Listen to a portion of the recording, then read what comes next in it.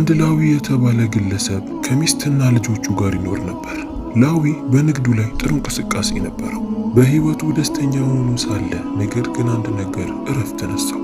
ላዊ 8 ሴት ልጆች ነበሩት። የአላህ ውሳኔ ሆኖ ወንድ ልጅ እንዲወለድለት ቢፈልግም በተከታታይ በወራት ልዩነት እድሉን ሲሞክር ሚስቱ የምትወልደው ግን ሴት ልጅን ብቻ ነበር። በቤት ውስጥ ወንድ እሱ ብቻ ሆነ።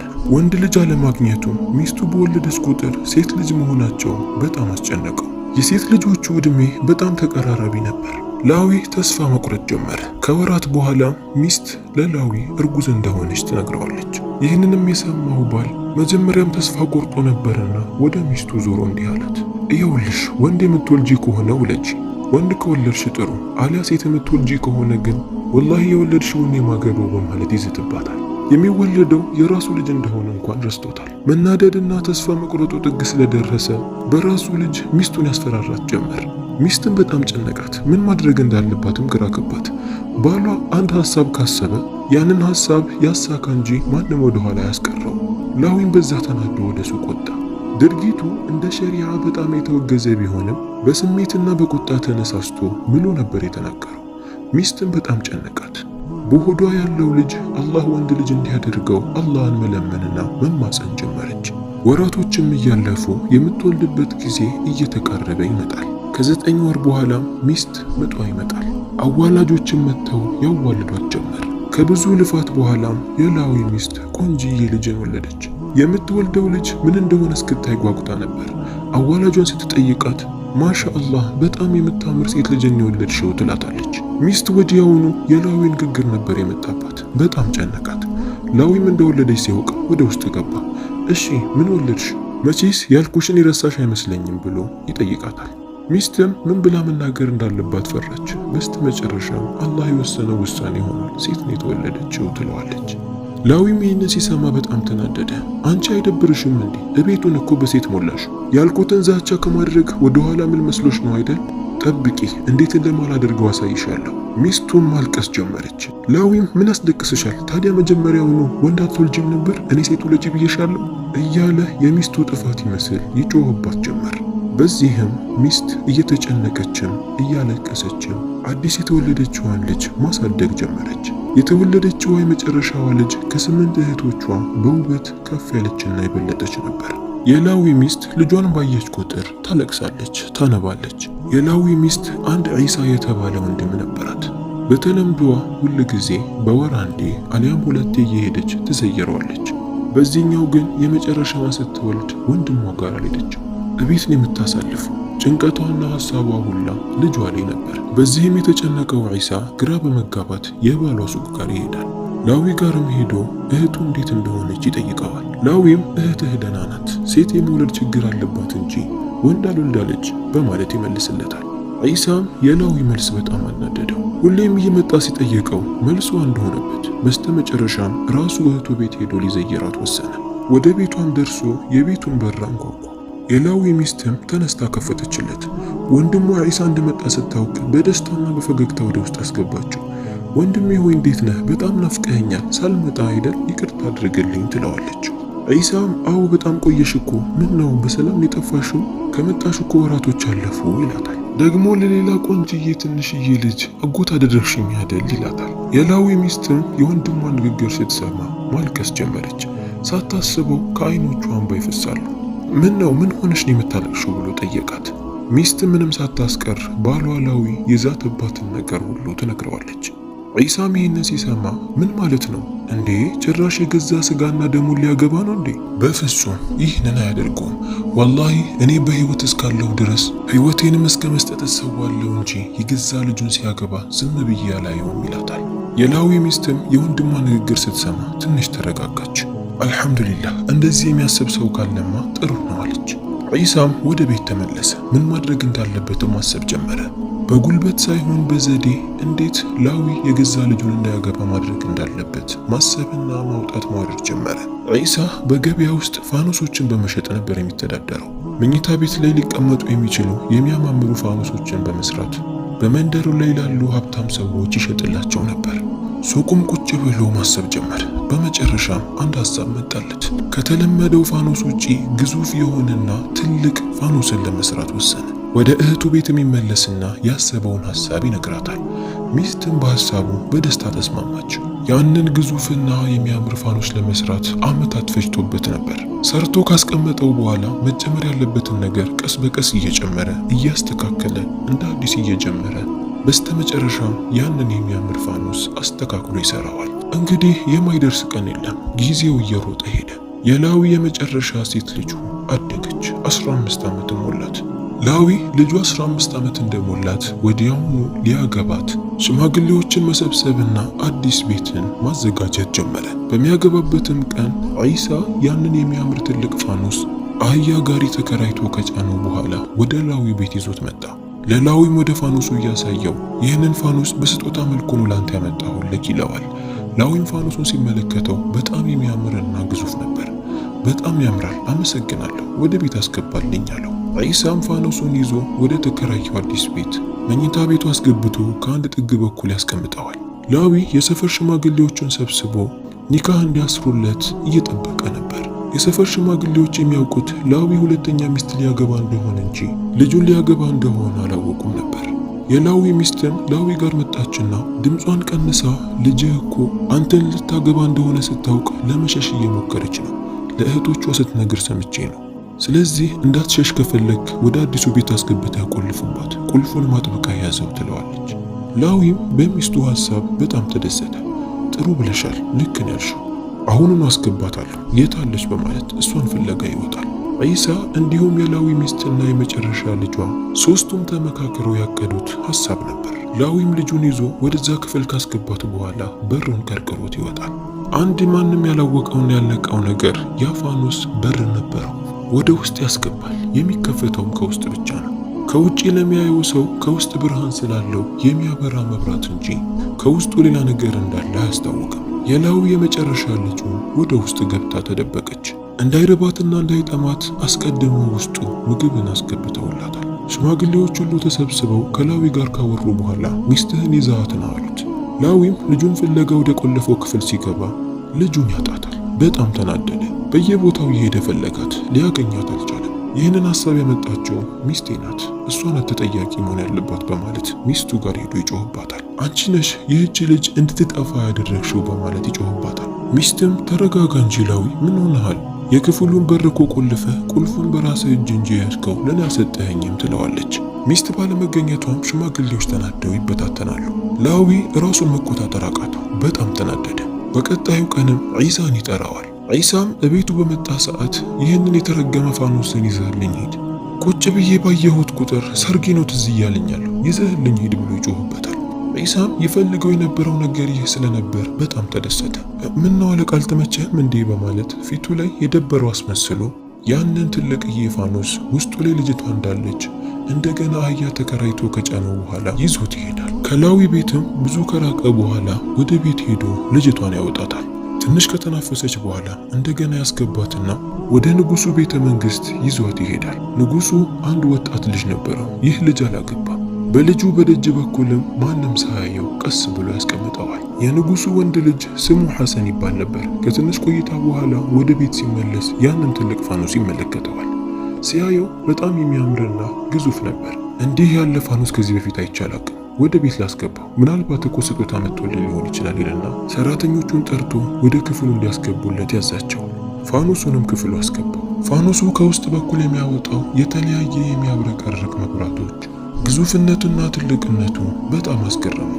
በውስጡ ግን ለካ ትልቅ ሚስጥርን እንደያዘ አላወቀም። ይህች ልጅ ከውስጥ በኩል ሆና የሚደረገውን ነገር ሁሉ ትሰማለች።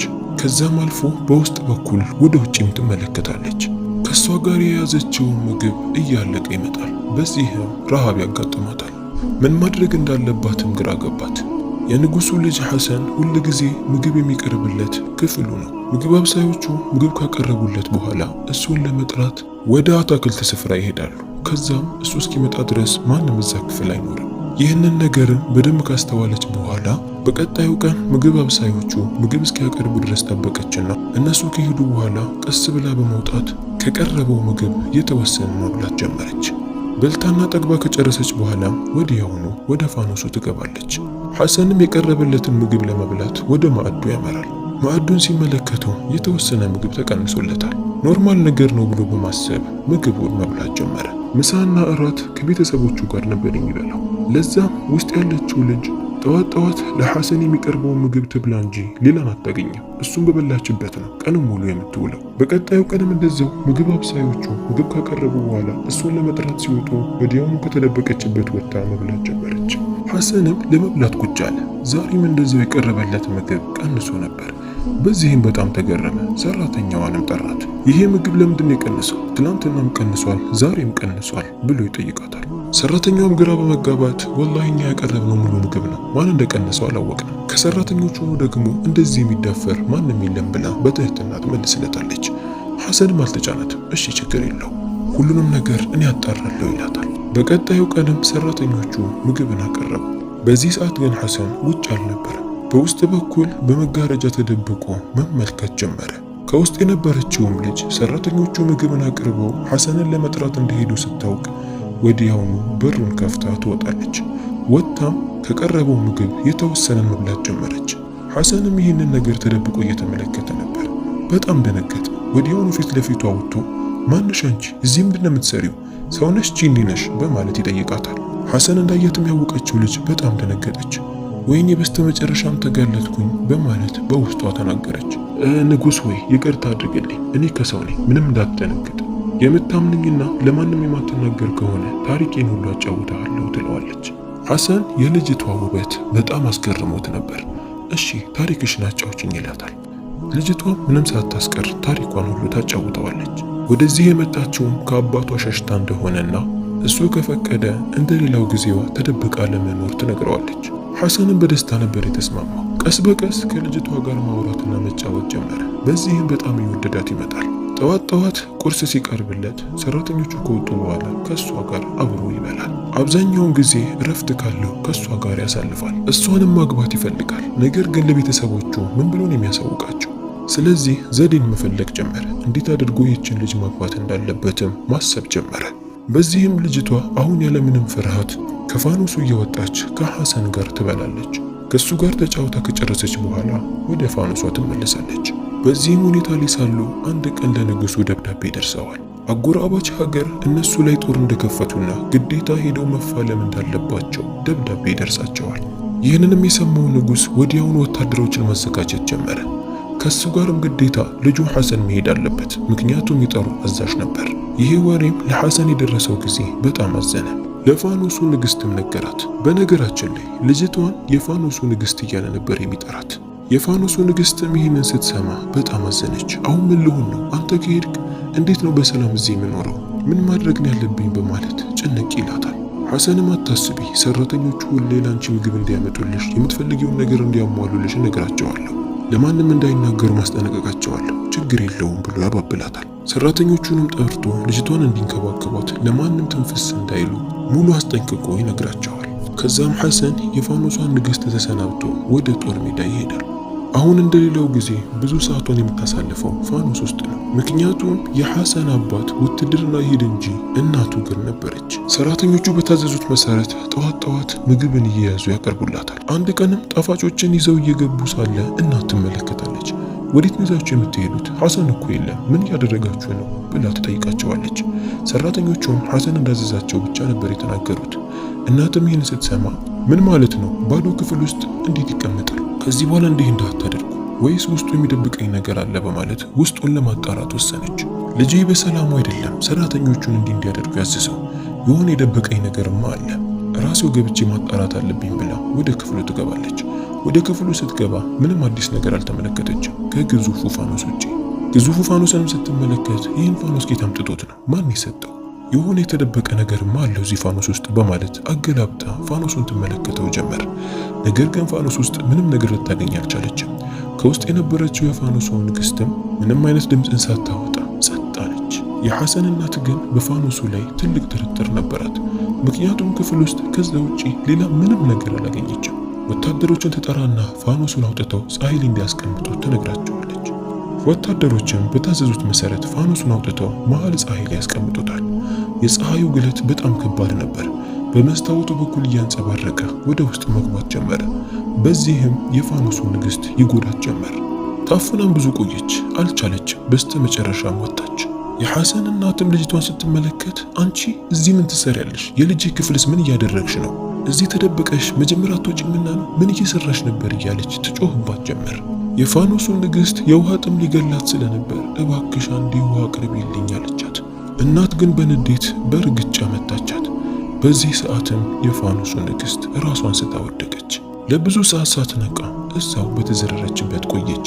ይህንንም የተመለከተችው እናት ምናልባት ሞታ ይሆናል ብላ በማሰብ ሰራተኞቿን ምንጣፍ እንዲያመጡላት አዘዘችና በምንጣፍ ተቀለቻት።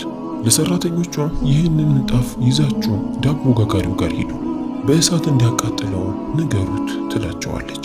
ወታደሮቹ ምንጣፉን ተቀብለው ዳቦ ጋጋሪው ቤት ያመራሉ። ዳቦ ጋጋሪው በጣም ምስኪን የነበረ ከብቸኛ ሚስቱ ጋር የሚኖር ድህነትን የሚጋፋ አዛውንት ነው። ያንን ምንጣፍ ወታደሮቹ አምጥተው እንዲያቃጥል ሲሰጡት ምንጣፉን አገላብጦ መመልከት ጀመረ። ምንጣፉ በጣም የሚያምርና ንጹህ ነበር። ይህንን ምንጣፍ ከማቃጠለውማ እቤቴ ሄጄ ባነጥፈው በጣም ይጠቅመኛል በማለት በጀርባው ተሸክሞ ወደ ቤት መሄድ ጀመረ። ምንጣፉ በጣም ከባድ ነበር። ወደ ሚስቱ ጋርም ገባ። ወደ ምንጣፉም እያሳያት አየሽ አይደል ይህን ምንጣፍ ንግስቲቱ እኮ እንዳቃጥለው ነበር የሰጠች፣ እኔ ግን ለቤት ይጠቅማል ብዬ ይዤው መጣሁ፣ እስቲ እንፍታና እንመልከተው ብሎ ሲፈታው ያየውን ነገር ማመናቀቱ። ከምንጣፍ ውስጥ የፋኖሱ ንግስት መሬት ላይ ዝርር ብላ ወደቀች። ይህንንም የተመለከተው ዳቦ ጋጋሪውና ሚስቱ በጣም ደነገጡ። ማናት ሞታ እንዳይሆን በማለት ይመለከቷት ጀመር። ሚስትም ውሃ አምጥታ በእጇ እያደረገች ታርከፈክፍባት ጀመር። ፊቷንም ውሃ እየነካት ሲመጣ የፋኖሷ ንግስት ቀስ በቀስ አይኗን ለመግለጥ መሞከር ጀመረች። በዚህም በህይወት እንዳለች ሲያውቁ በጣም ተደሰቱ። አልሐምዱሊላህ አልሞተችም ማለት ነው ብለው ተደሰቱ።